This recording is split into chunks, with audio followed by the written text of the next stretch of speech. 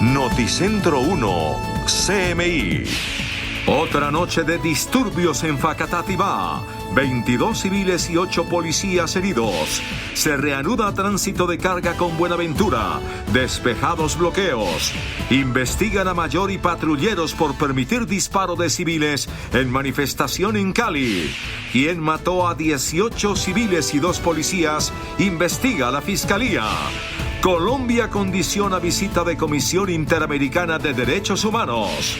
Congresistas de oposición envían mensajes pidiendo garantías para protestas sin represión. Se reanuda diálogo para levantamiento de bloqueos.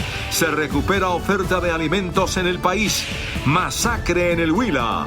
9 muertos. Parece acción contra reinsertado de las FARC. Alerta por crecimiento de contagios en el país. Gobierno avala apertura total desde mañana. Ex procurador Carrillo propone en Pregunta Yamir consulta popular electoral para resolver crisis. Sede desempleo cae al 15.1%. Amplían plazo para quienes pagan predial por cuotas en Bogotá. Cae demanda de crédito. OCDE pronostica crecimiento de más del 7.6% de economía colombiana este año. Juez tumba creación de operador público de transporte en Bogotá. En el mundo, Brasil prohíbe ingreso de extranjeros. Con Claudia Palacios y Margarita Ortega. Buenas noches. A esta hora hay una grave situación de orden público nuevamente en la vía Bogotá-Facatativá. Permanece bloqueada por varios manifestantes. Ya hay reporte de desórdenes y de varios heridos. Stig Luengas está en ese lugar. Buenas noches, Stig. Detalles de lo que ocurre. Compañeras televidentes, muy buenas noches. Nos encontramos a esta hora en el municipio de Facatativá, Cundinamarca. Tensa la situación a esta hora, continúan los enfrentamientos entre la fuerza pública y los manifestantes. Lo que ustedes están viendo en este momento, la avenida principal que comunica a Bogotá con el municipio de Facatativá, el Palacio de Justicia de fondo, una tanqueta de la policía del SMAT y a este lado los manifestantes, quienes en este momento están atacando a los policías con algunas bombas molotov, con piedras y con otros artefactos explosivos. También hay que decir que la policía durante todo el día ha intervenido esta vía principal que ha sido bloqueada intermitentemente. Es la situación que se presenta a esta hora. Entre las piedras y los gases lacrimógenos quedaron los habitantes de Facatativá este lunes. Toda una batalla entre policías y manifestantes se desató en el municipio desde muy temprano cuando la vía principal fue bloqueada. No, terrible, papá. No, si el alcalde no pone la cara y mire, pues muchachos, mejor dicho, nos van a dejar fritos, vean, no podemos salir. Mis nietos están allá encerrados allá en la arboleda y ya le rompieron los vidrios de las casas. Como doña Ana, fueron miles de facatativeños los afectados por los gases. Despejada la vía nacional, los disturbios se trasladaron a los barrios populares. Ella le sacar el ESMAD de aquí y verá que el pueblo se acalma un poco, porque es que el ESMAD es el que está haciendo todo el desorden. Vea, como ella vea, uno no es que diga que no, pero el ESMAD es el que está haciendo todo. El alcalde del municipio no se pronunció ante diferentes denuncias de abuso de autoridad. Al menos 22 jóvenes fueron remitidos a centros médicos. Con estas imágenes, lo que se presenta a esta hora en vivo y en directo en el municipio de Facatativá, me despido teniendo en cuenta y también contándoles a los televidentes que hay otros 2 bloqueos como este. Uno en el municipio de Funza y otro en la autopista sur a la altura del municipio de Soacha. Es la información a esta hora, informó Stig Luengas con la cámara de Ervin Salinas para Noticentro 1 CMI. Stig, gracias, y nos vamos al suroccidente del país porque tras 34 días de paro volvieron a transitar las tractomulas con carga desde y hacia el puerto de Buenaventura. Más de 500 vehículos lograron movilizar su carga desde y hacia el puerto de Buenaventura luego de la intervención del ejército. Nuestras tropas están presentes en lugares y puntos estratégicos de la ciudad. Continuamos con el despliegue operacional por las principales calles y avenidas con el objetivo de impedir cualquier afectación a la libre movilidad de las personas. En las últimas horas se han movilizado 18.500 toneladas de alimentos y 436.000 galones de combustible en 621 vehículos por todo el departamento hacia distintas zonas del país. En un avión Hércules de la Fuerza Aérea Colombiana también llevamos alrededor de 6.000 galones de combustible aeronáutico que servirán para mantener las operaciones aéreas en Popayán y Tumaco, acompañados de más de 4 toneladas de alimentos.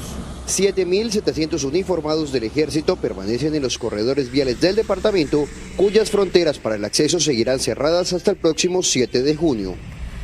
La Procuraduría General de la Nación asumió la investigación disciplinaria contra 10 policías, entre ellos un mayor, por una presunta omisión al no impedir que civiles dispararan sus armas en medio de una multitud que protestaba en Cali. El director de la policía se pronunció sobre el hecho que ha generado gran inquietud, la presencia de civiles armados apuntando contra una multitud y disparando en medio de personas sin que los policías hicieran nada para impedirlo. Se investigue de manera rápida y se dé apertura a los procesos penales necesarios para identificar a las personas que presuntamente hayan cometido actos contrarios a la ley la semana pasada en la ciudad de Cali. Los procesos disciplinarios contra un mayor y varios patrulleros de la policía fueron remitidos a la Procuraduría General y las investigaciones a la Justicia Penal Militar. Está enviando la DIJÍN, con información también recolectada por la DIPOL, a la Justicia Penal Militar en la ciudad de Cali, la información sobre los uniformados ya identificados en donde presuntamente se hayan cometido actos contrarios a la ley o hayan omitido sus funciones la semana pasada en Cali.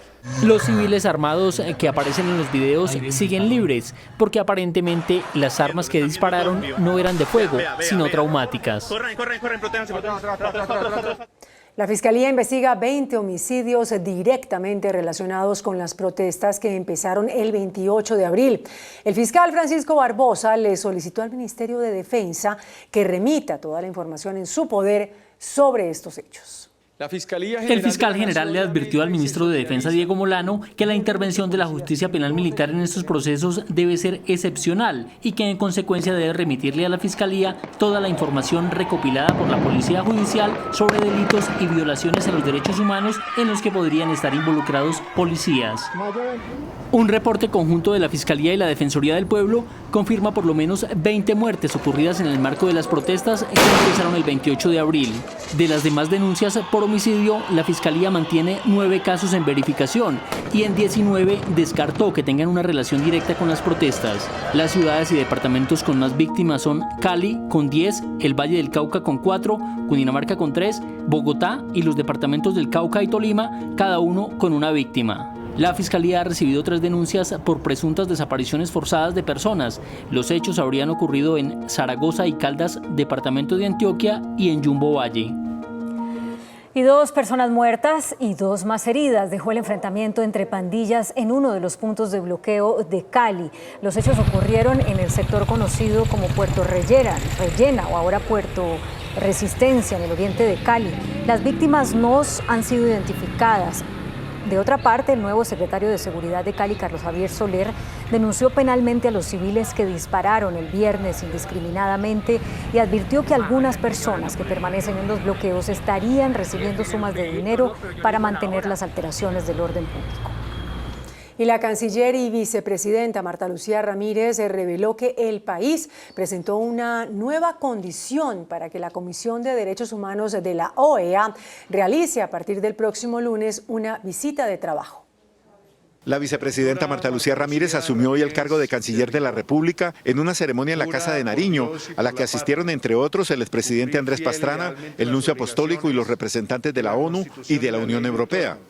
En su primera decisión, la canciller Ramírez envió este mensaje a la secretaria ejecutiva de la Comisión Interamericana de Derechos Humanos, condicionando la presencia de ese organismo a que primero haga una audiencia privada con los organismos de control del Estado colombiano. Condicionado de todas maneras a que la Comisión haga previamente una audiencia privada en Colombia con todo lo que las instituciones y los organismos de control han venido haciendo a partir del 28 de abril. Se haría entonces en Colombia primero la audiencia privada y después la visita de trabajo en la que esperamos que los comisionados escuchen al Estado colombiano, escuchen distintos sectores de la sociedad civil afectados por todos estos destrozos a partir del 28 de abril.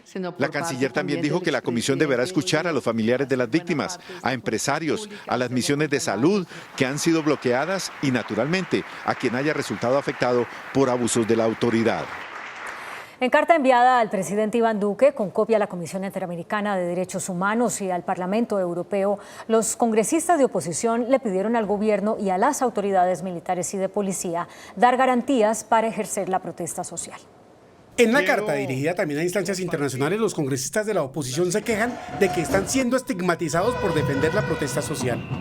Es de extremada gravedad que además de la grave crisis de derechos humanos que está viviendo Colombia por cuenta de la represión policial, las fuerzas de seguridad, altos mandos de la policía y del ejército estigmaticen y persigan a los dirigentes de la oposición. El tratamiento que el presidente Iván Duque y la fuerza pública le han dado a esta protesta pacífica ha sido un tratamiento de guerra que ya ha cobrado la vida de muchos jóvenes, pero también desapariciones y múltiples heridos. Por eso reiteran que debe haber un llamado de la comunidad internacional y sobre todo un respeto del gobierno nacional con la protesta social y con el derecho a disentir en un Estado democrático.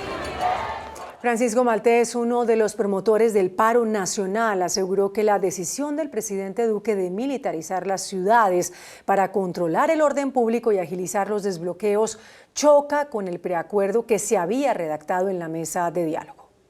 Para uno de los líderes del Comité del Paro, el presidente de la Central Unitaria de Trabajadores CUT, Francisco Maltés, el gobierno cambió las reglas de juego tras un preacuerdo que contenía, entre otros aspectos, la no militarización de las ciudades. Sustituir el poder civil elegido democráticamente de los alcaldes y los gobernadores por la policía y el ejército es subvertir el orden constitucional y reprimir la protesta social que no conduce a nada.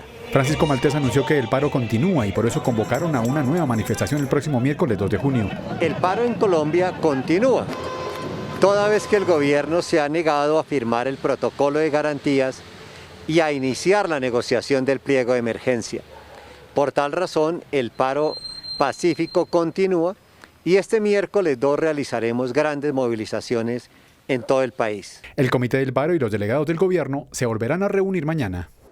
Pues justamente eso vamos a decirles, mañana se reúnen nuevamente los promotores del paro y los representantes del gobierno. En el encuentro, los delegados de Naciones Unidas y del Episcopado colombiano presentarán un informe sobre los bloqueos que persisten en el país. Aunque las conversaciones entre el gobierno y el Comité del Paro parecen estar en punto muerto, las dos partes volverán mañana martes a reunirse para escuchar un informe de los facilitadores, Carlos Ruiz Massieu de la ONU y Monseñor Héctor Fabio Henao del Episcopado colombiano, sobre el crítico tema de los bloqueos. Aunque el gobierno considera que es un asunto innegociable, el vocero de la ONU cree que debe ser llevado a la mesa. Aquí lo importante es que las partes escuchen, que las posiciones de los distintos lados sean escuchadas por el otro y que se traten de encontrar en algún lugar. Eso aplica a temas de los bloqueos o desbloqueos, aplica a los temas de garantías de seguridad y va a aplicar cuando esperemos ya se instalen las negociaciones. El vocero del gobierno, el consejero presidencial Emilio Archila, insiste en que el desbloqueo debe ser total porque así lo piden los colombianos. El que no quiere que los bloqueos es el país.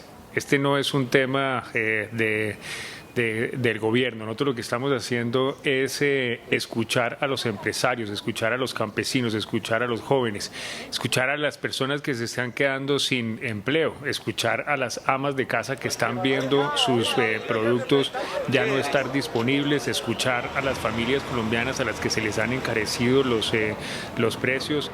Gobierno y Comité del Paro tienen que superar este punto para avanzar hacia una negociación del pliego de emergencia. Por su parte, el Ministerio de Agricultura reportó una recuperación del 70% en la oferta de alimentos tras el desbloqueo de varias vías en el país. El reporte entregado por el gobierno correspondiente a la mesa de abastecimiento muestra una recuperación gradual en la oferta de alimentos, sobre todo en las zonas más afectadas por los bloqueos. Se tiene una mejoría del 70% en promedio con el tránsito de más de 5 millones de toneladas de alimentos entre el 4 y el 29 de mayo del presente año. También se han movilizado más de 170 millones de galones de combustibles entre gasolina y diésel. Se han utilizado 561 corredores con el paso de 12.998 vehículos. Se insiste en el levantamiento de los bloqueos. La libre movilización y que pueda garantizarse el derecho a las personas, tanto a la alimentación como a la salud, como a la vida, y a que nuestros campesinos puedan comercializar sus productos. El suroccidente del país sigue siendo la zona más afectada. La Defensoría del Pueblo publicó un informe que declara una máxima alerta en Bogotá y Cundinamarca. Asegura que en 10 localidades de la capital y en 12 municipios de Cundinamarca hay significativa presencia de grupos armados. Por medio de este documento, la Defensoría del Pueblo advirtió sobre la presencia de grupos armados ilegales en Bogotá y en municipios de Cundinamarca. En dicho informe se señala que hay 10 localidades en donde estas organizaciones están haciendo presencia, además de estar adelantando labores para ejercer influencia en algunos municipios aledaños a la capital. Se advierte conductas vulneratorias como prácticas de sicariato, producción, distribución y comercialización de estupefaciente, así como reclutamiento forzado, uso y utilización de niños, niñas, adolescentes y jóvenes, además de amenazas, extorsiones y restricciones a la movilidad de la población civil. Ciudad Bolívar, Usme, Bosa, Kennedy, San Cristóbal, Rafael Uribe, Fontibón, Engativá, Suba y Usaquén son las localidades donde se emitieron las alertas. Soacha, Cibate, Mosquera, Funza, Cota, Chía, Sopó, La Calera, Huasca, Chuachi, Ubaque y Chipaque son los municipios del departamento de Cundinamarca donde también se enviaron alertas tempranas.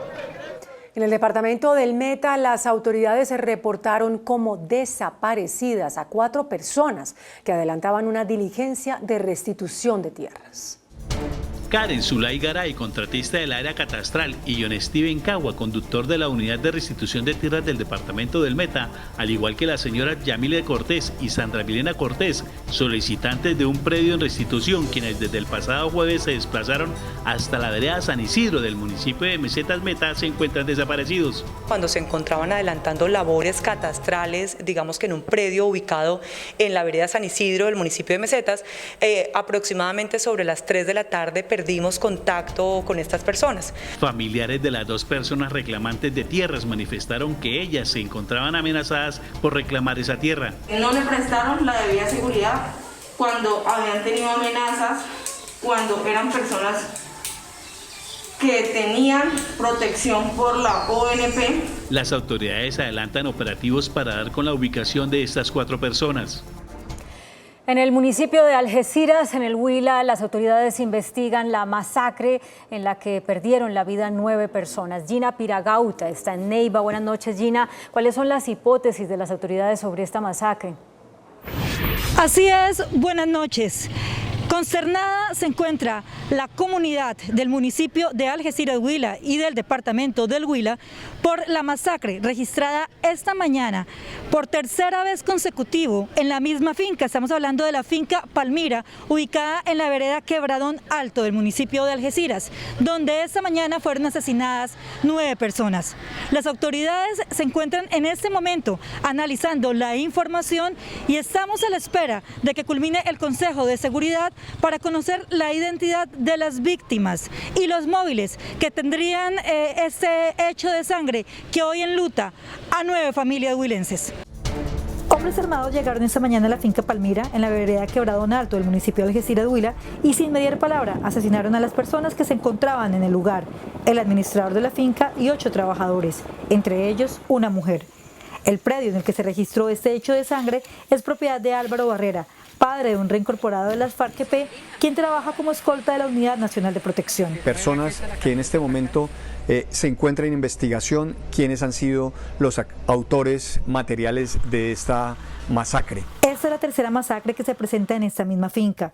La primera de ellas ocurrió el 16 de julio del 2020 con el asesinato de 4 personas, entre ellas un menor de 16 años y 2 heridos, entre ellos un menor de 8 años de edad. La segunda masacre fue el martes 22 de septiembre del 2020 con el homicidio de 3 personas, entre ellas un menor de 17 años de edad. Esta es toda la información que se registra a esta hora desde la ciudad de Neiva, desde el comando de la Policía Huila. Para Noticentro CMI informó Gina Piragauta.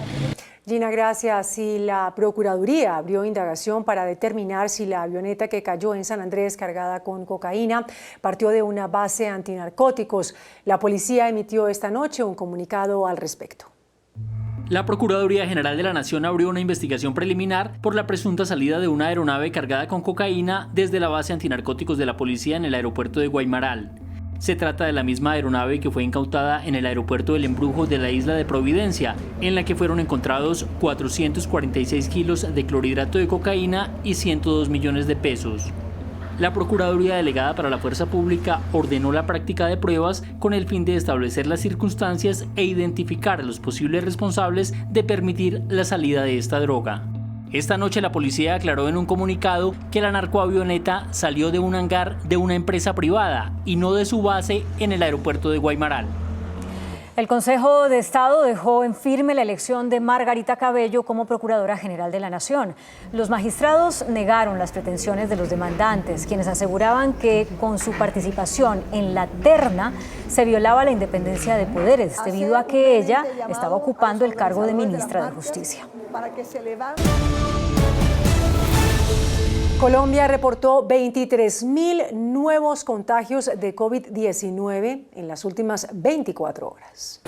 Aumentaron los contagios por COVID-19 en Colombia. 23.177 personas se infectaron recientemente de la enfermedad. El total de casos a la fecha es de 3.406.456. Los casos activos ya son 137.000. Las muertes confirmadas este lunes fueron 492. Por COVID-19 ya han muerto 88.774 personas. Este ha sido el comportamiento del virus en los últimos 4 días. El 28 de mayo con 23.374 casos, 514 muertes. 29 de mayo 20.494 casos, 540 muertes. Ayer con 20.218 contagios, 535 muertes. Hoy 23.177 casos, 492 muertes. Por su parte, el ministro de Salud indicó que la meta del gobierno es vacunar a 1 millón de personas semanalmente para alcanzar las 35 millones de personas inmunizadas antes de que termine el año. Tras la aplicación el fin de semana anterior de más de 500.000 dosis en todo el país, el gobierno aspira a mantener el promedio de vacunación contra el COVID-19 de 1 millón de dosis semanalmente. Por eso habilitó desde hoy la vacunación sin agendamiento de los mayores de 50 años. El ministro de Salud, Fernando Ruiz, aseguró que hay suficiente disponibilidad de vacunas. Se podrá realizar la vacunación sin agendamiento de población de 50 a 54 años de edad. Esta medida se toma para posibilitar la expansión de la base de población vacunada, dada la disponibilidad de vacunas. A la fecha se han vacunado a 9.825.772 colombianos y con 2 dosis se registran 3.273.855 personas. El gobierno mantiene la meta de vacunar en 2021 a 35 millones de compatriotas. Y esta noche el gobierno emitió el decreto de reapertura plena de las actividades económicas y sociales en todo el país. Solamente quedan prohibidas las discotecas y las aglomeraciones en municipios como Bogotá, que tienen una ocupación de camas UCI por encima del 85%. Mediante el decreto 580 firmado esta noche por el presidente Iván Duque, a partir de mañana y hasta el 1 de septiembre se prorroga la emergencia sanitaria, pero se autoriza la apertura total de las actividades económicas y sociales en todo el país. Hay 2 categorías de municipios: los que tengan ocupación de camas UCI por debajo del 85%, que tendrán reapertura plena. Abajo del 85% de ocupación de UCI no procede ninguna restricción ni ninguna actividad está restringida, más allá del cumplimiento de los protocolos de bioseguridad y de los aforos. Y los municipios con ocupación de camas UCI por encima del 85% solo tendrán 2 limitaciones. Arriba del 85% están prohibidas 2 actividades, que son las discotecas y los lugares de baile y las aglomeraciones públicas. Los alcaldes arriba del 85% podrán solicitar medidas restrictivas adicionales que consideren y serán evaluadas por el Ministerio de Salud y por el Ministerio del Interior. Y en el caso de Bogotá. Bogotá quedaría habilitado para todas las actividades sociales y económicas, con excepción de las discotecas y las aglomeraciones públicas, siendo que Bogotá todavía tiene una ocupación superior al 85%. En la medida que esa ocupación disminuya, pues podrá reactivar esos dos sectores de la economía. Pero en este momento en Bogotá, bajo esta consideración, los bares, los restaurantes y las diferentes actividades pueden operar dentro de los límites que establecen los protocolos de bioseguridad. El ministro de Salud expedirá a partir de mañana protocolos para los aforos en las actividades económicas y determinará en qué municipios, por debajo del 85% de ocupación de UCI, puede haber espectáculos deportivos con público. Y por su parte, el secretario de Salud de Bogotá, Alejandro Gómez, descartó un nuevo cierre de la actividad productiva en la capital, así se presente una ocupación total de las unidades de cuidados intensivos. El COVID no da tregua en Bogotá. Hoy se registraron 7.613 casos. Las UCI están al 97%. Solo quedan 69 camas disponibles. Según la alcaldía, las aglomeraciones por las manifestaciones tienen a la capital en una especie de cuarto pico. Es que pueden sumarse 2 semanas más a este proceso tan alto que hemos tenido. Esperamos que no. Esto depende, entre otras cosas, de que las aglomeraciones disminuyan. Pese a la crítica situación, Bogotá mantiene la reactivación a partir del 8 de junio, incluidos bares y gastrobares hasta la 1 de la mañana. Nosotros no pensamos que se vaya a reevaluar la apertura. La apuesta es la vacunación, por eso este miércoles empezará el proceso con los mayores de 50 años, sin agendamiento pero con pico y cédula, dígitos terminados en 0, 1, 2 y 3. Ese grupo poblacional en la ciudad de Bogotá son 500.000 de personas. Bogotá ha aplicado más de 1.933.000 dosis, lo que significa un avance del 23%. En Necoclí, Antioquia, más de 30 familias tendrán que ser reubicadas tras la erupción de un volcán de lodo. La onda expansiva del volcán del sector Palmares en Necoclí arrojó lodo en un área de 100 hectáreas. La casa comunal y la escuela quedaron sepultadas. 30 viviendas fueron abandonadas por los daños. Esto nos deja claro que esta tierra no puede seguir siendo habitada. La gente debe entrar pues en razón de que ellos hay que ubicarlos en otro sector. 120 personas se encuentran albergadas en una escuela del sector a la espera de la reubicación. Mirar un predio, obviamente comenzamos la negociación. Por eso también hago el llamado para que el gobierno departamental y nacional nos acompañen. Según Corporabá, en la región hay 19 volcanes, a los cuales se le hace monitoreo constante. Hacemos una pausa en Noticentro 1 CMI y al volver desarrollaremos estas y otras noticias. Disminuye el desempleo en el mes de abril. La tasa se ubicó en 15.1%. Por COVID-19, Brasil prohíbe entrada de extranjeros de cualquier nacionalidad por tiempo indeterminado. El desempleo en Colombia se dio en el mes de abril. Las mujeres y los jóvenes siguen siendo los más afectados. El país reporta 3.6 millones de desempleados. El director del DANE, Juan Daniel Oviedo, aseguró que el desempleo se ubicó en abril en el 15.1%, mientras que en el mismo periodo del año pasado se registraba el 19.8%. Pues todavía nos muestra una tasa de desempleo que está 4.8 puntos porcentuales por encima de aquella que teníamos en abril de 2019, cuando era del 10.3%. El desempleo sigue afectando mayoritariamente a las mujeres. El DANE dio a conocer que 410.000 hombres salieron del desempleo en el último año, mientras que solo 27.000 mujeres salió de esa condición. Eso significa que en abril de 2021, por cada 10 hombres que salieron del desempleo, solo una mujer pudo hacerlo. Los jóvenes entre 14 y 28 años siguen siendo muy afectados por el desempleo, al registrar una tasa del 23.1% entre febrero y abril de 2021. La informalidad sigue aumentando en Colombia, al pasar del 46% en abril de 2020 al 48.7% en 2021. Las más afectadas por la destrucción de empleo en el marco de la pandemia fueron las mujeres en situación de informalidad. Eso significa que al salir una dosis importante o un volumen importante de mujeres en situación de informalidad de la ocupación e ingresar a la inactividad o al desempleo, pues se corrige de forma significativa la prevalencia por sexo, en este caso para las mujeres ocupadas en situación de informalidad. En las 23 capitales del país, la que más registró desempleo fue Riohacha con 22.7% y la que menos fue Barranquilla con 11.1%. Estamos seguros que estas últimas reaperturas de sectores como los bares, billares, el turno nocturno de los restaurantes y el levantamiento de los toques de queda tendrá un efecto muy positivo sobre el empleo y sobre nuestra economía local. El director del DANE dijo que estos datos no incluyen la afectación del paro nacional que se inició el 28 de abril.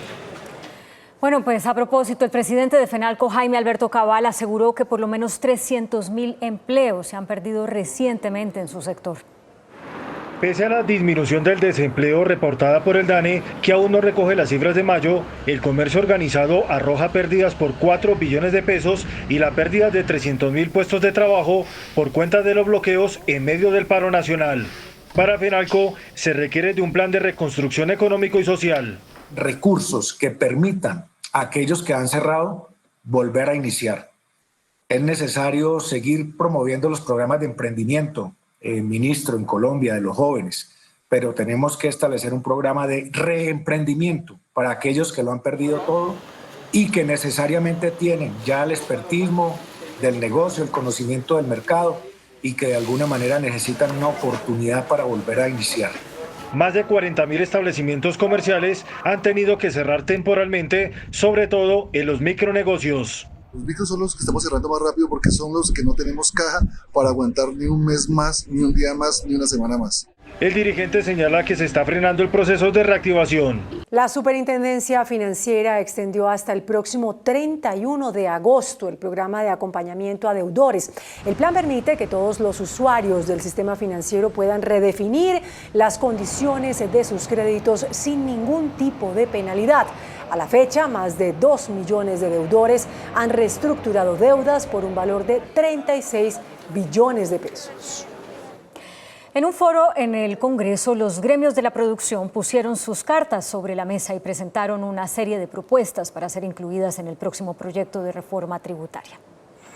El tercer foro convocado por el Congreso de la República, que busca analizar las propuestas para la construcción del proyecto de inversión social, dejó en la mesa las iniciativas del sector privado que coinciden en suspender algunos de los beneficios que se otorgaron en la reforma de 2019. Con el aplazamiento de algunos de los descuentos del sector empresarial, que a todas luces es muy complejo, pero estamos dispuestos a que ello sea así. Las pymes piden diferenciales en el tratamiento tributario al ser de menor tamaño. Modificarse calendarios pensando en renta, IVA, el régimen simple y el tema del interés moratorio y el régimen sancionatorio para aquellas empresas que en pandemia no han podido pagar sus impuestos. Los sindicatos, por su parte, insisten en que no es el momento de una reforma fiscal. Creemos que se debería acoger la propuesta de la ANDI, en esta coyuntura lo mejor. No necesitamos más reformas tributarias. El gobierno y el Congreso seguirán recogiendo propuestas para definir lo que será el proyecto de reforma fiscal. El presidente Iván Duque presentó un nuevo plan para la reactivación empresarial en el segundo semestre del año, que incluye ampliación del plazo para el pago de impuesto de renta y el fortalecimiento de las líneas de crédito para financiar las empresas del país. Durante una visita que realizó hoy a una empresa agropecuaria en la Sabana de Bogotá, el presidente Iván Duque anunció, entre otras, estas medidas que llamó Programa de Atención a los Efectos de la Pandemia y de los Bloqueos.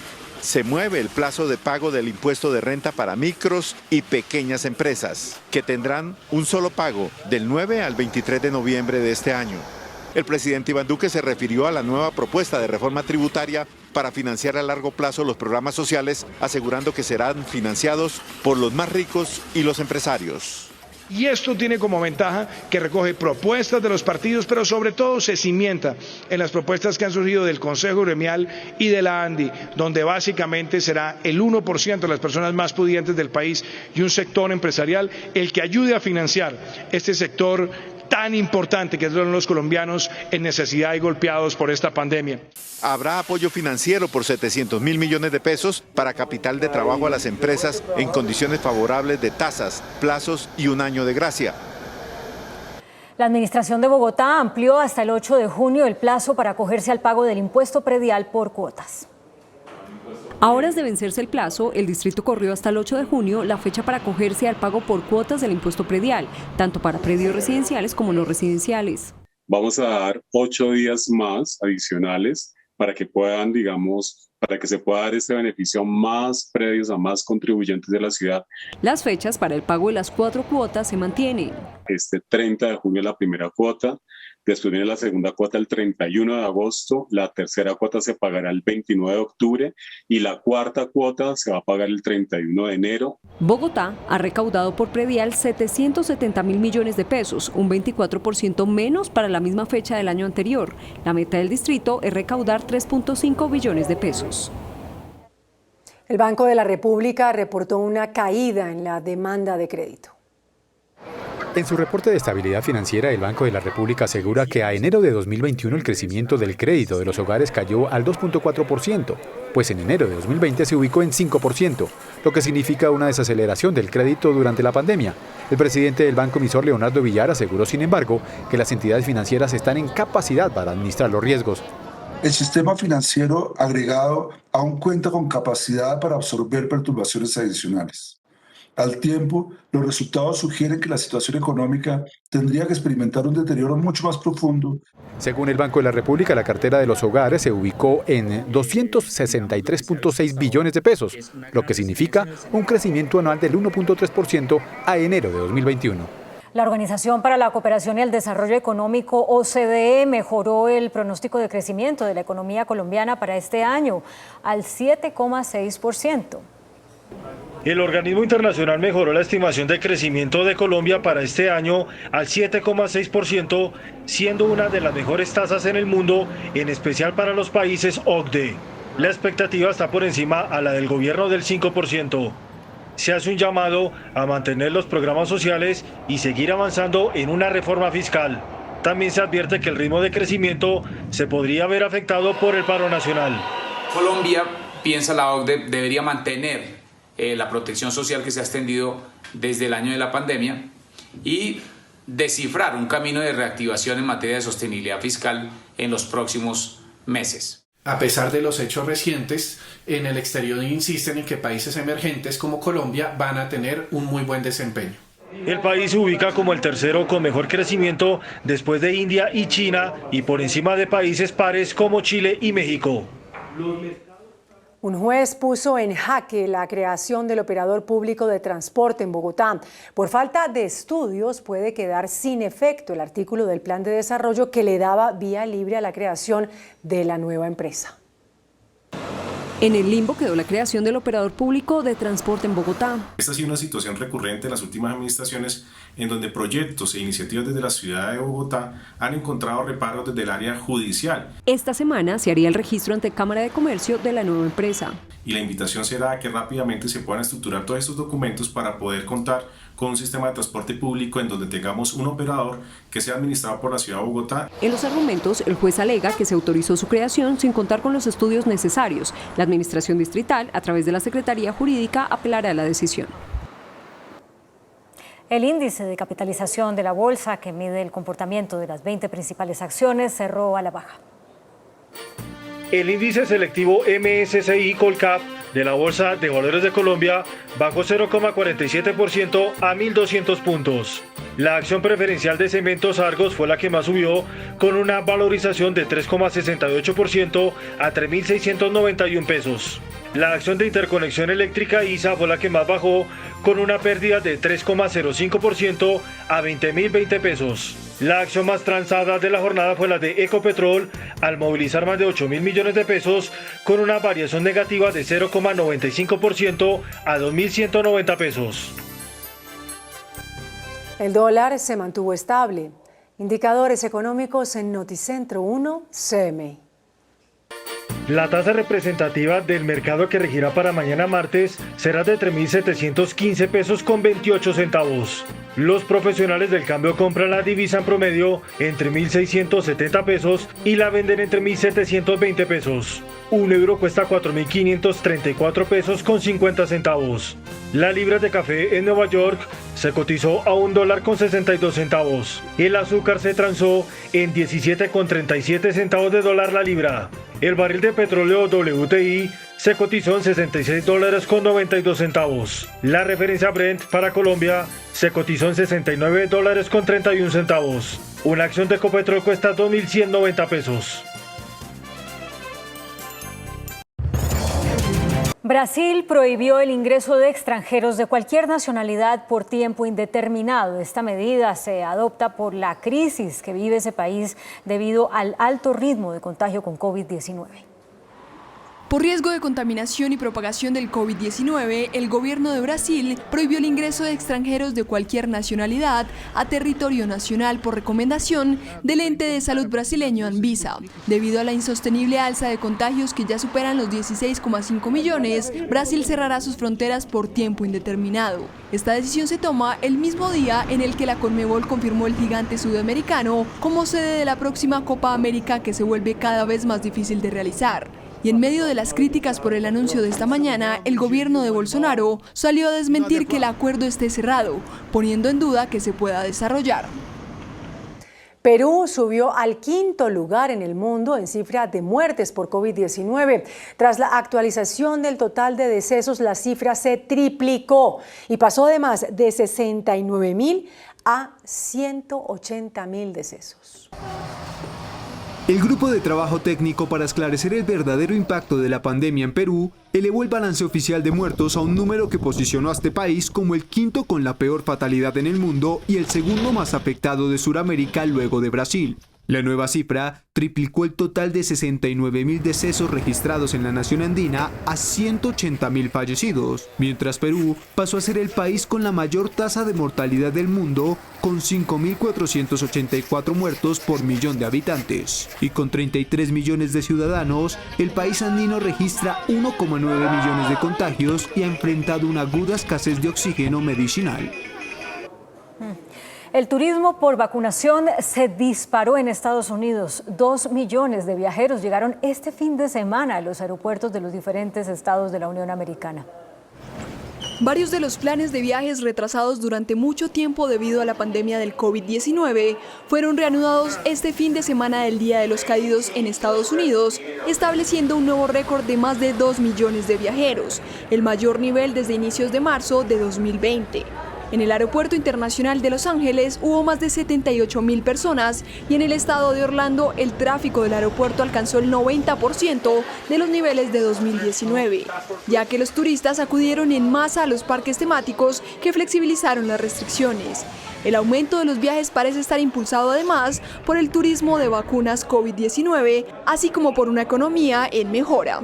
Las reservas de uranio enriquecido de Irán superan 16 veces el límite autorizado por el acuerdo nuclear, según denunció el Organismo Internacional de Energía Atómica. Irán está produciendo uranio enriquecido con una pureza del 60%, acercándose cada vez más al 90% que se necesita para fabricar armas nucleares. Así lo denunció el Organismo Internacional de Energía Atómica, que tildó de profundamente preocupante que Irán siga sin responder las preguntas sobre la presencia de huellas nucleares en 3 instalaciones no declaradas, lo que afecta su capacidad para garantizar la naturaleza pacífica del programa nuclear iraní. Además, la nación islámica limitó totalmente las inspecciones del organismo en su territorio desde febrero, mientras sus reservas de uranio enriquecido superan 16 veces el límite autorizado por el acuerdo nuclear, cuando actualmente dispone de 3.241 kilos de este elemento químico, cuando no debería tener más de 300 kilos de este material. Los servicios de inteligencia de Dinamarca habrían ayudado a la Agencia de Seguridad Nacional de Estados Unidos a espiar a importantes figuras políticas de Alemania, Suecia, Noruega y Francia, incluida la canciller alemana Angela Merkel. Así quedó evidenciado en varias investigaciones periodísticas. Varios informes periodísticos de medios daneses y alemanes han realizado nuevas revelaciones frente al escándalo de espionaje amigo que Estados Unidos realizó contra importantes aliados europeos y que salió a relucir en 2013.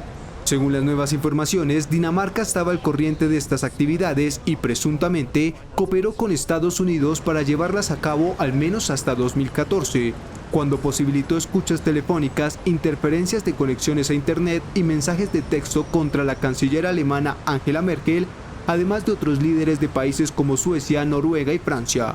Nación que junto a Alemania pidió explicaciones a Estados Unidos y Dinamarca sobre estas acusaciones, advirtiendo que no es aceptable el espionaje entre aliados.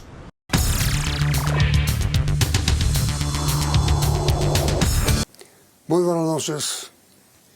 Nuestro invitado de esta noche es el doctor Fernando Carrillo, exministro de Estado y ex procurador general de la República.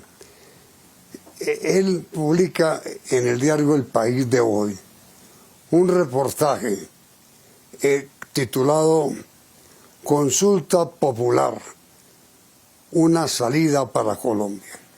Doctor Carrillo, muy buenas noches. ¿En qué consiste su propuesta? Muy buenas noches, Yamid. Un gran placer estar aquí con ustedes y con toda la audiencia de este programa. Yamid, esencialmente estamos en la crisis más profunda que ha sufrido la sociedad colombiana, el sistema político además, y que ha golpeado tanto el sistema democrático probablemente de nuestra historia. Y todos estamos buscando soluciones, a ver de qué manera podemos defender la democracia por una parte, por el otro lado que dé resultados en materia social y que se recupere la confianza entre las instituciones. La regla de hoy, Yamid, es la zozobra, la incertidumbre dentro de la población y un miedo muy grande a lo que viene. Y uno se pregunta cómo puede terminar esto. Y tiene que terminar bien, por supuesto. Y el terminar bien supone que sea la gran oportunidad para hacer las grandes reformas que necesita Colombia en el marco de la Constitución de 1991. Porque no necesitamos una nueva Constitución y esa es una tesis central del artículo. Entonces se plantea una alternativa, que es una alternativa que está en la Constitución de Colombia, una alternativa viable, seria, democrática, que va a permitir poner en manos de los ciudadanos las decisiones que tiene que tomar esta comunidad en materia de reformas sociales, no de reformas constitucionales. Y ese es un elemento que creo que es clave para recuperar la confianza de las instituciones y defender esta democracia tan maltrecha en los últimos años. Sí, pero ¿cuál es la alternativa, doctor Carrillo? La alternativa, Yamid, es el diálogo, como todo el mundo lo reconoce, pero el diálogo con resultados, que ahí estamos enfrente a una coyuntura muy difícil porque todo el mundo habla de diálogo, todo el mundo habla de acuerdos nacionales, se habla incluso del nuevo contrato social, cuando el nuevo contrato social que tenemos es el de la Constitución de 1991 y podamos, Yamid, de responderle sobre todo a aquellas personas que han sido tan duramente golpeadas por la pandemia, a toda la forma como se ha agudizado la pobreza, la exclusión, la discriminación y ha generado estos escenarios de ingobernabilidad social. Lo que Colombia requiere hoy es reformas sociales. Entonces, vamos a las reformas sociales, pongámoslas sobre la mesa y sobre todo, Yamid, buscar esos consensos, volver a unir al país en un escenario de convergencia, que es precisamente lo que supone una consulta popular donde muchos van a decir yo no estoy representado ni por el gobierno ni por el Comité del Paro, pero quiero votar esas reformas en una consulta popular.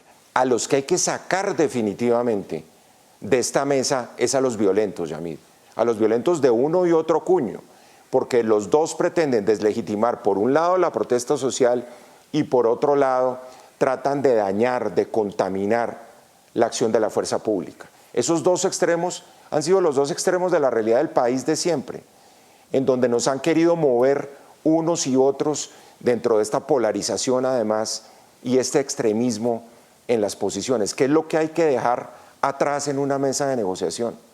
Yo creo, Yamid, que hay que dejar a un lado la toxicidad de la palabra, el tratar de aniquilar física o verbalmente al adversario.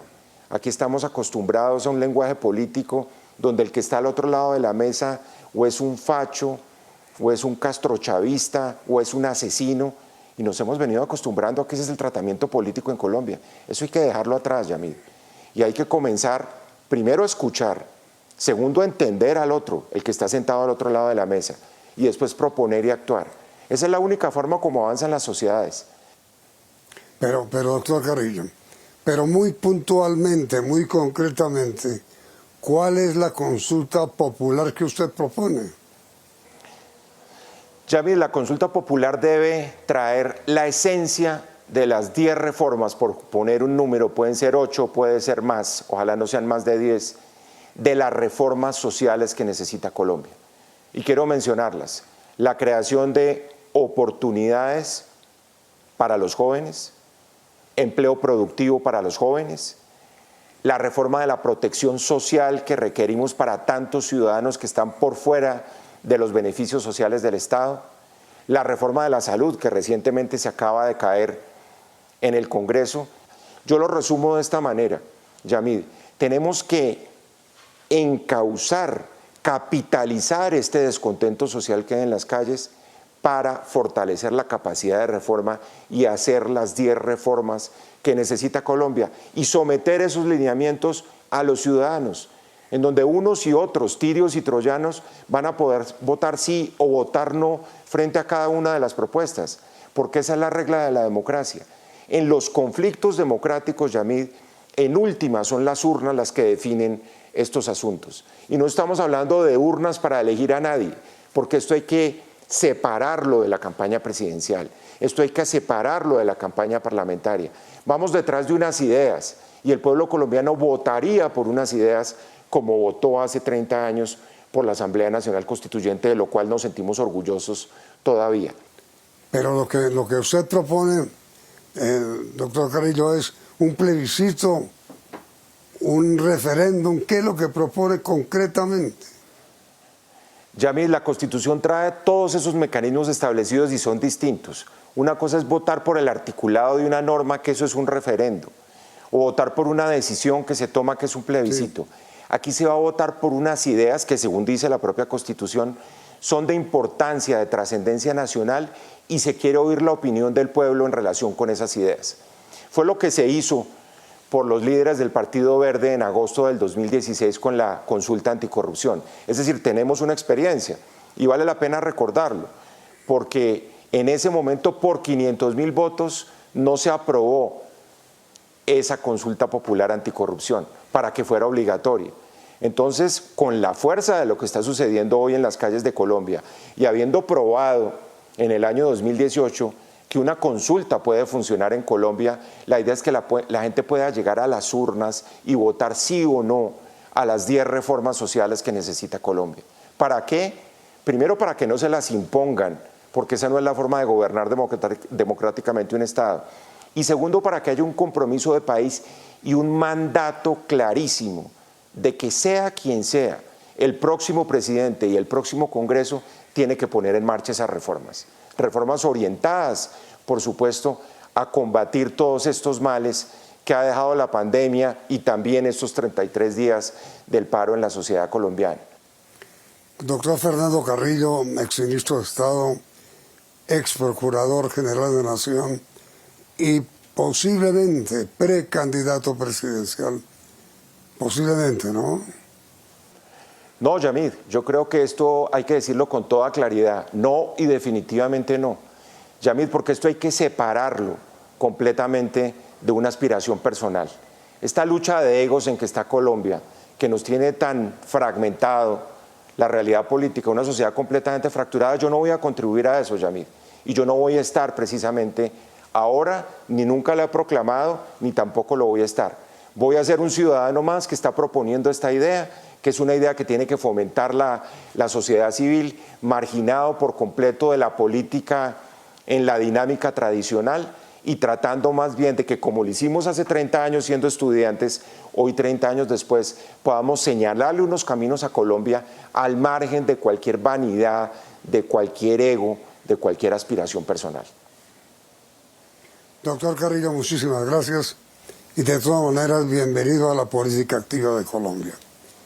Y a ustedes televidentes también gracias por la sintonía y los invitamos a continuar aquí en Noticentro 1 CM.